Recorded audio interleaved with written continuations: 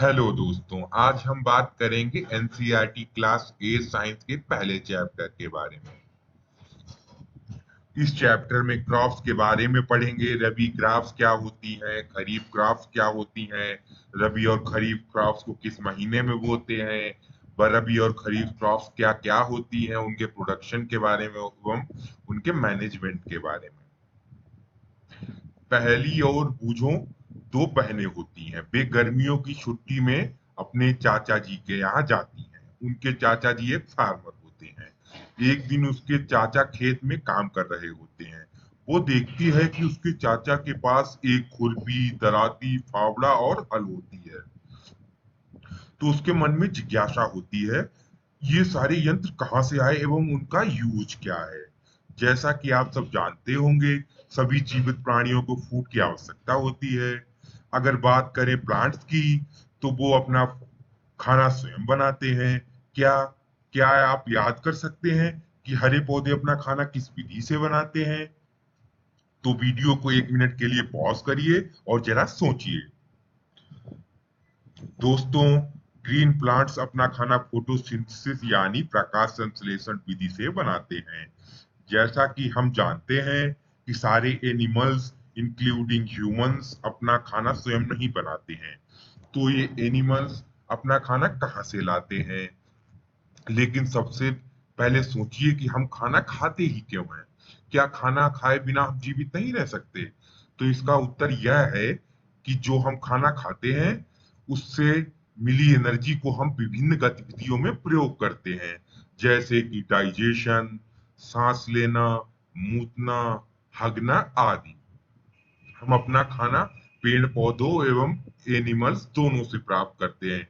कुछ लोग वेजिटेरियन होते हैं जो पालक, गोभी, आलू, दाल ये सब खाते हैं। कुछ लोग नॉन वेजिटेरियन होते हैं जो चिकन, मटन, बीफ आदि खाते हैं। हमारी जनसंख्या 140 करोड़ है। इतने सारे लोगों के लिए खाना कहाँ से आता होगा? कभी आपने सोचा है? इसके लिए जरूरी है कि रेगुलर प्रोडक्शन हो, उसका प्रॉपर मैनेजमेंट हो और उसका प्रॉपर डिस्ट्रीब्यूशन हो। दोस्तों, अगर फूड का प्रॉपर मैनेजमेंट और प्रॉपर डिस्ट्रीब्यूशन ना हो तो क्या होगा? करोड़ों लोग भूखों मर जाएंगे, महामारी आ जाएगी, तबाही हो जाएगी। अब सबसे पहले हम बात करेंगे एग्रीकल्चरल प्रैक्टिसेस के बारे में। दोस्तों, आपके मन में जरूर आता होगा कि एग्रीकल्चर की शुरुआत कहाँ से हुई। तो उसकी एक कहानी हम आपको बताते हैं। करीब 10,000 साल पहले की बात है कि लोग झुंड में एक स्थान से दूसरे स्थान तक फूड फूड की खोज में घूमा करते थे। वे कभी तो कच्चे फल फूल सब्जियां खाते थे, व कभी जानवरों का शिकार करते थे। बहुत सालों के बाद वे विकसित हुए तो उन्हें लगा कि कब तक जानवरों का शिकार करेंगे। तो उन्होंने जीवन यापन के लिए खेतों को जोतना शुरू किया और उन्होंने चावल, गेहूं और कुछ और खाद्यान्न उगाए। तो इस तरह से एग्रीकल्चर का जन्म हुआ। अब ये प्रश्न बनना लाजमी है कि आखिर ये क्रॉप्स होती क्या है। जब तक तरीके के पौधों को जब एक तरीके के पौधों को एक जगह पर लार्ज स्केल में उगाया जाता है तो उन्हें क्रॉप कहा जाता है। आप पहले से ही जानते हैं कि क्रॉप्स डिफरेंट डिफरेंट तरीके की होती हैं। कुछ केरल्स होती हैं, कुछ सब्जी होती हैं, कुछ फल, कुछ फसल होती हैं। आपको पता है केरल्स क्या होती है? केरल्स मतलब होता है अनाज, खाद्यान्न।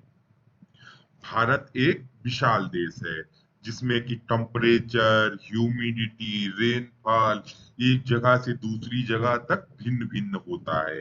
राजस्थान में भीषण गर्मी होती है, जम्मू कश्मीर में सर्दी होती है, कहीं ज्यादा बारिश होती है तो कहीं कम बारिश होती है। इसलिए भांति भांति तरह की फसलें अलग अलग प्रदेशों में पाई जाती हैं। क्रॉप्स मूलतः दो प्रकार की होती हैं, खरीफ क्रॉप्स और रबी क्रॉप्स। पहले हम खरीफ क्रॉप्स के बारे में बात करेंगे। ये क्रॉप्स बरसात के मौसम में बोई जाती हैं। ये जून से सितंबर महीने तक बोई जाती हैं। इसके एग्जाम्पल्स हैं पैडी यानी धान, मक्का, यानी मेज, सोयाबीन, ग्राउंडनट और कॉटन। अब हम बात करेंगे रबी क्रॉप्स के बारे में। ये फसलें सर्दी के महीने में बोई जाती हैं। ये अक्टूबर से मार्च के महीने में बोई जाती हैं। इसके एग्जाम्पल्स हैं व्हीट यानी गेहूं, ग्राम यानी चने, पी यानी मटर, मस्टर्ड यानी राई और लाइम सीड। अब हम बात करेंगे basic practices of food production के बारे में। एक सवाल यह है कि चावल की खेती विंटर सीजन में ही क्यों नहीं होती है? तो इसका उत्तर है कि धान या चावल की खेती में बहुत सारे पानी की आवश्यकता होती है, इसीलिए बारिश के मौसम में ये फसल होती है। तो सबसे पहले क्रॉप्स के प्रोडक्शन के कौन कौन से स्टेप्स इन्वॉल्व होती हैं इस बारे में हम जानेंगे। तो सबसे पहले होता है प्रिपरेशन ऑफ सॉयल्स। उसमें हम मिट्टी को जोतते हैं एवं फसल योग तैयार करते हैं। दूसरा स्टेप होता है सोइंग ऑफ सीड्स, मतलब सीड्स को हम बोते हैं, खेत में हम बोते हैं। तीसरा होता है एडिंग मैन्योर्स एंड फर्टिलाइजर्स, यानी कि हम उसमें खाद को डालते हैं। चौथा स्टेप होता है इरिगेशन, यानी कि हम उसमें फसल में पानी लगाते हैं। पांचवा होता है प्रोटेक्शन फ्रॉम वीड्स। वीड्स का मतलब क्या होता है? वीड्स होते हैं, weeds are unwanted and undesirable plants that affect our crop. और नंबर 6 पे आता है हार्वेस्टिंग, यानी कि फसल को हम कैसे काटेंगे। और सातवां आता है स्टोरेज। अब सब कुछ हो गया तो हम इसको स्टोर भी करेंगे। स्टोर अगर सही से नहीं करेंगे तो सही से डिस्ट्रीब्यूशन नहीं आएगा और भुखमरी हो जाएगी। अब हम बात करेंगे प्रिपरेशन ऑफ सॉयल के बारे में। सॉयल को प्रिपेयर करने के लिए हम सबसे पहले खेत को जोतते हैं। इसमें मिट्टी नरम हो जाती है। इससे फायदा यह होता है कि जड़ें और गहराई तक जाती हैं। नरम मिट्टी की वजह से जड़ों को ब्रीथ करने में आराम होता है। चूंकि मिट्टी नरम हो चुकी होती है तो इससे मिट्टी में अर्थवॉर्म्स यानी केंचुए और माइक्रोब्स यानी माइक्रो ऑर्गेनिज्म पनपने लगते हैं। केंचुए और माइक्रोब्स मिट्टी को नरम बनाने में मदद करते हैं। आपने पहले की क्लास में सीखा होगा कि सॉइल में मिनरल्स, वाटर, एयर और सम लिविंग ऑर्गेनिज्म्स होते हैं। जो भी डेड प्लांट्स और एनिमल्स होते हैं, अर्थवॉर्म्स और माइक्रोब्स उनको डिकम्पोज करते हैं और उसमें बहुत सारे न्यूट्रिएंट्स को मिट्टी में मिलाने में मदद करते हैं। चूंकि सिर्फ कुछ सेंटीमीटर की टॉप लेयर ही मिट्टी की यूजफुल होती है, इसलिए प्लांट ग्रोथ में यही मददगार होती है। इसलिए प्लोइंग से न्यूट्रिएंट रिच सॉइल ऊपर आ जाती है और प्लांट्स को बढ़ने में मदद होती है। इसीलिए turning and loosening of soil is very important.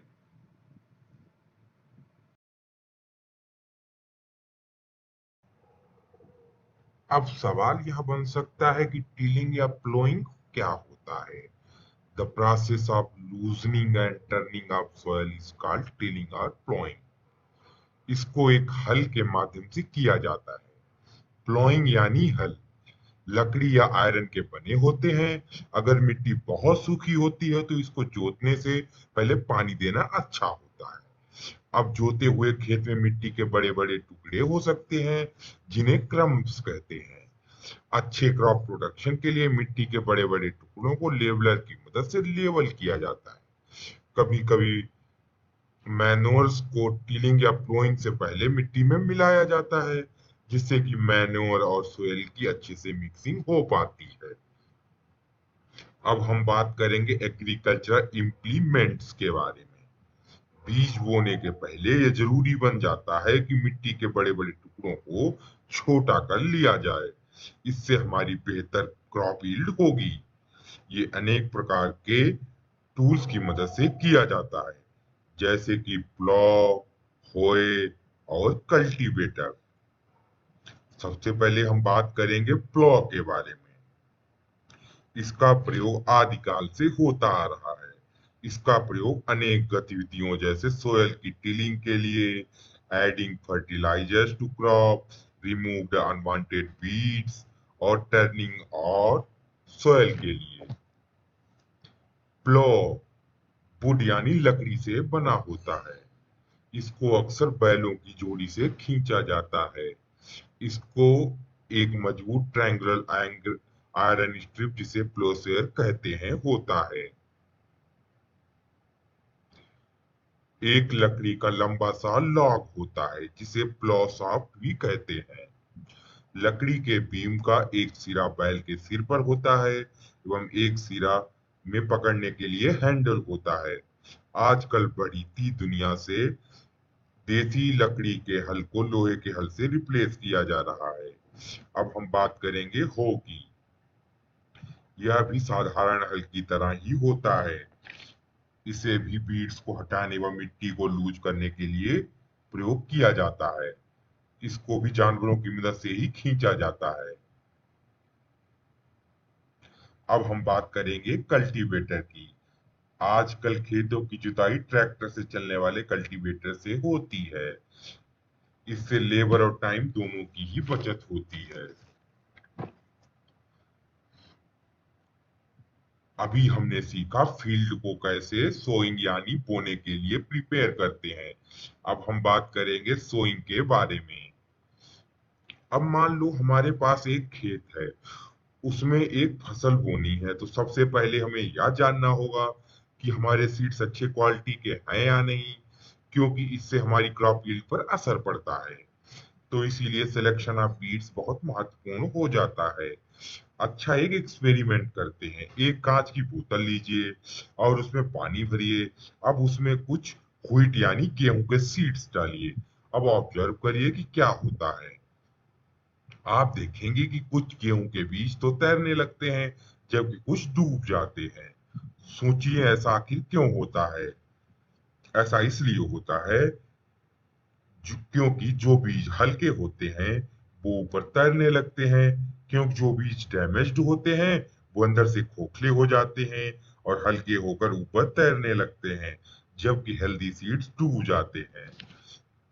यहाँ एक बहुत ही यूजफुल एक्सपेरिमेंट है हेल्दी सीड्स को डैमेज सीड से अलग करने में।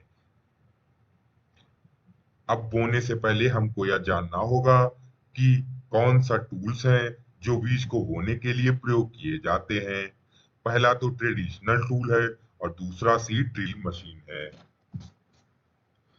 पहले हम बात करेंगे ट्रेडिशनल टूल के बारे में। इससे एक फनल शेप्ड आकार होता है। इस फनल में सीड्स को डाला जाता है जो कि पाइप के माध्यम से जमीन में चले जाते हैं। अब हम बात करेंगे दूसरे मेथड यानी सीड ड्रिल के बारे में। इसमें एक ट्रैक्टर की मदद से काम होता है। इसका फायदा यह है कि सारे सीड्स बराबर डिस्टेंस, बराबर गहराई पर चले जाते हैं और सीड्स के ऊपर मिट्टी भी पड़ जाती है, जिससे कि हमारे सीड्स बर्ड से भी बच जाते हैं। इससे हमारे टाइम और लेबर दोनों की ही बचत होती है। अगर हम बात करें पैडी की, तो इसकी बुआई थोड़ी अलग प्रकार की होती है। पहले धान के बीज को नर्सरी में बोया जाता है। फिर जब फिर जब वो थोड़ा बड़ा हो जाते हैं तो सीडलिंग बन जाते हैं और तो मैनुअली उन्हें वहां से फील्ड में ट्रांसपोर्ट किया जाता है। अब हमें सीड्स की बुआई में एक और चीज का ख्याल रखना होता है। दो सीड्स के बीच में अप्रोप्रिएट डिस्टेंस को मेंटेन करना होता है, जिससे प्लांट्स की ओवरक्राउडिंग भी नहीं होती और सारे पौधों को प्रॉपर सनलाइट, न्यूट्रिएंट्स और वाटर भी मिल जाते हैं। सबसे पहले हमने फील्ड की प्रिपरेशन सीखा, उसके बाद सीड्स की बुआई। अब हम सीखेंगे फील्ड में मैन्योर और फर्टिलाइजर्स कैसे ऐड किए जाते हैं। Adding manure and fertilizers. Manure add करने से पहले हमको यह जानना होगा कि मैन्योर और फर्टिलाइजर आखिर होते क्या है। The substances which are added to the soil in the form of nutrients for the healthy growth of plants are called manure और fertilizers। वे पदार्थ जो मिट्टी में ऐड किए जाते हैं, जिनमें कि न्यूट्रिएंट्स होते हैं, प्लांट्स की हेल्दी ग्रोथ होने में मदद करते हैं, मैन्योर एंड फर्टिलाइजर्स कहलाते हैं।